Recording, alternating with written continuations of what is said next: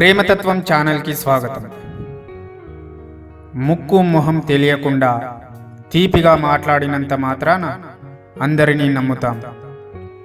సమయమో దురదృష్టమో కర్మను కానీ నమ్మి మోసపోతాం.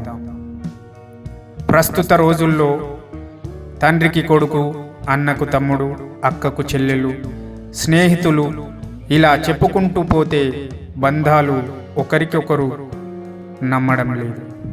అటువంటిది ఎవరో తెలియని వాళ్ళని నమ్మితే నిన్ను నిలువునా ముంచి మోసం చేస్తున్నారు. మంచితనం ఉండాలి కానీ అధికంగా ఉండకూడదు. నీ తరపు నుండి ఎవరిని మోసం చేయకుండా ఉండాలి. అవతలి వారిని గుడ్డిగా నమ్మి మోసపోకూడదు. మంచివారిని నమ్ము.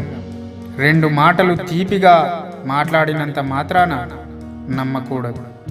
అందరూ నావాళ్లేనని నమ్మి మోసపోతాము. కొత్త ముఖాలు పరిచయమైనప్పుడు వాళ్ళు ఎటువంటి వారో ముందుగా తెలుసుకొని వారితో ఎలా ప్రవర్తించాలో తెలుసుకోవాలి. అప్పుడే నీ విషయాల గురించి వారితో చర్చించాలి. పనిగట్టుకొని నీ దగ్గరికి వచ్చి నీ గురించి ఇతరులకు బ్యాడ్గా చేస్తారు. అందుకని డబ్బు పరంగా, విషయాల పరంగా ఎవరిని నమ్మకూడదు. కొత్త వారిని అస్సలు నమ్మకూడదు.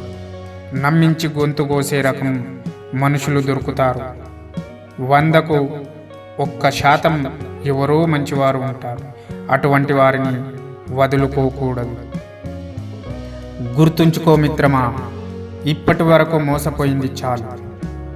ఇప్పటి నుండి మోసపోకు. ప్రతి విషయంలో ఆచితూచి అడిగేయాలి. ఈ యొక్క స్టోరీ నచ్చినట్టయితే షేర్ చేయండి, కామెంట్ చేయండి, తప్పకుండా సబ్స్క్రైబ్ చేయండి.